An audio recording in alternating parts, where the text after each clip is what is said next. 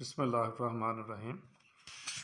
आज हम 7.2 एक्सरसाइज के रिमेनिंग क्वेश्चन हम करेंगे। क्वेश्चन नंबर 8 है जिसमें हमें 3 वेक्टर्स दिए हुए हैं u, v, w। कहते हैं कि आप ये 3 वेक्टर जो हैं ये एक ट्राइंगल की साइड्स के अलोंग हैं, यानी ये 3 वेक्टर ट्राइंगल बनाते हैं। आप यहाँ से z की वैल्यू फाइंड करें। ये वेक्टर w के अंदर i + 6 j + z के z इस्तेमाल हुआ है।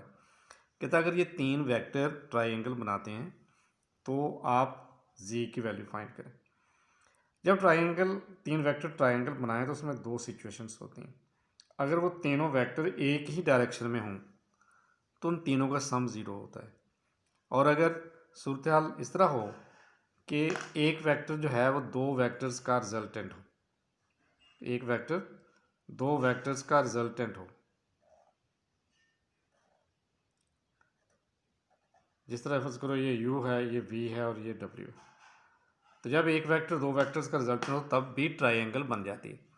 अब इसमें मैं जो नोट कर रहा हूँ, देख रहे हैं कि 2i - i, ये u और v को जब हम ऐड करेंगे 2i - i करने से i बनता है, w का पहला कंपोनेंट i है।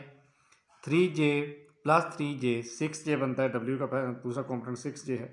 इट मीन्स इसमें वो सम वाला केस, क्योंकि ये ट्राइंगल बनाते हैं इसलिए केस बन रहा है w = u + v। इसमें आप इनकी वैल्यूज पुट कर, w = है i + 6j + z के और u = 2i + 3j + 4 के और v है -i + 3j - 4 के। तो राइट हैंड साइड को आप ऐड करें तो ये बनता है i + 6j + 3 के। अब क्योंकि ये दोनों वेक्टर इक्वल हैं, जब वेक्टर इक्वल होते हैं तो उनके कोरस्पॉन्डिंग कंपोनेंट सेम होते हैं। i कंपोनेंट के इक्वल, j कंपोनेंट के इक्वल और k कंपोनेंट के इक्वल, यानी x कंपोनेंट के इक्वल, y कंपोनेंट के इक्वल और z कंपोनेंट के इक्वल। तो लिहाजा इक्वल वेक्टर्स की डेफिनेशन के मुताबिक z = हो जाएगा 3। क्वेश्चन नंबर 10 है जिसमें हमें वेक्टर दिया हुआ है v और वो कहते हैं कि आप एक ऐसा वेक्टर फाइंड करें जो v के पैरेलल हो और उसका मैग्नीट्यूड 2 हो। ऐसा वेक्टर फाइंड करें जो v के पैरेलल हो, v की डायरेक्शन में हो और उसका मैग्नीट्यूड 2 हो। ये हमें वेक्टर फाइंड करना है।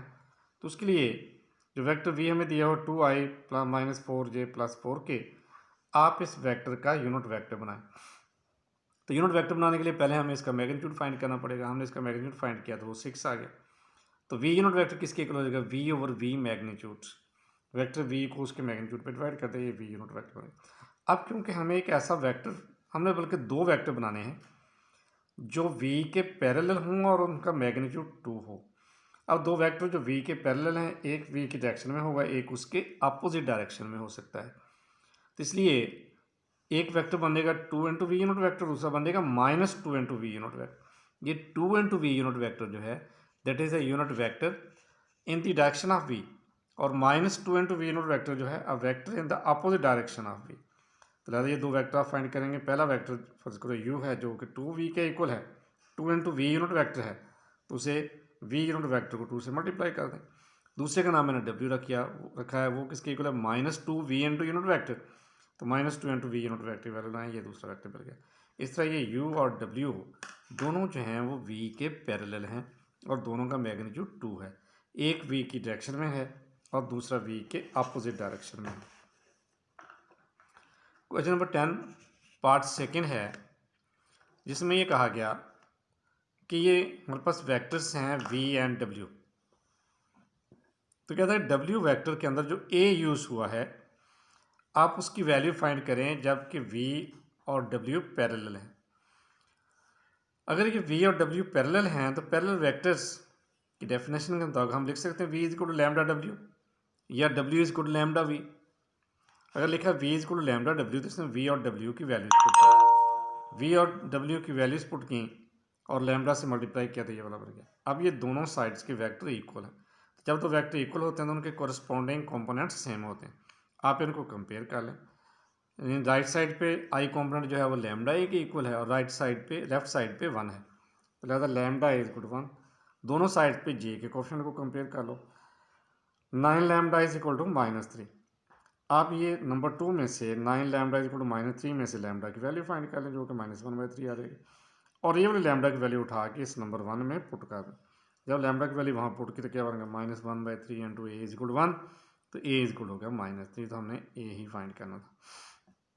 क्वेश्चन नंबर 11 है कि जिसमें ये वेक्टर u हमें दिया हुआ है और वो कहते हैं कि आप इस वेक्टर के डायरेक्शन कोसाइंस फाइंड करें। किसी भी वेक्टर के डायरेक्शन कोसाइंस से मुराद उस वेक्टर के यूनिट वेक्टर के कंपोनेंट होते हैं। अगर आपने किसी वेक्टर के डायरेक्शन कोसाइंस फाइंड करने हैं तो आप उसका यूनिट वेक्टर बना लें, उस यूनिट वेक्टर के जो कंपोनेंट्स आएंगे वो उसके डायरेक्शन कोसाइंस होंगे। जैसे वेक्टर u हमें दिया हुआ है, आप इस u का मैग्नीट्यूड फाइंड करें, फिर इससे हमने u यूनिट वेक्टर बनाया, यानी vector u over u magnitude, तो 6i - 2j plus k over 41 under root, ऊपर वालों को अलग अलग नीचे वाले पे डिवाइड कर दिया, तो इस तरह ये हमारे पास यूनिट वेक्टर आ गया, u यूनिट वेक्टर। अब इस यूनिट वेक्टर के जो कंपोनेंट्स हैं वो वेक्टर u के डायरेक्शन कोसाइंस कहलाते हैं। The components of u unit vector are called direction cosines of u। So direction cosines of u क्या हुए, 6 over under root 41 -2 over under root 41 1 over under root 41, तो ये इस वेक्टर के direction cosines आ गए। Next question है question number 12, जिसमें हमें 3 एंगल दिए हुए हैं और हमने चेक करना है कि ये एंगल किसी वेक्टर के डायरेक्शन एंगल्स हैं या नहीं।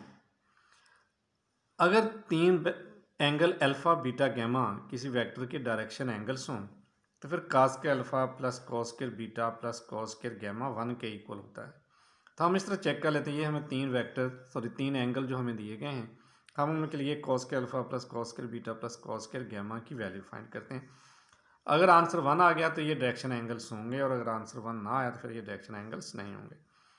तो ये बन गया cos square 45 plus cos square 45 plus cos square 60, तो cos 45 1/√2, cos 45 1/√2, cos 60 1/2, जब इनके स्क्वायर किए तो आ गया 1/2 प्लस 1/2 प्लस 1/4, जो कि बन गया 5/4, that is not equal to 1। अगर ये 1 के इक्वल नहीं आया तो इट मीन्स कि ये जो एंगल अल्फ़ा बीटा गैमा हमें दिए हुए हैं ये किसी वेक्टर के डायरेक्शन एंगल्स नहीं हैं। Thank you.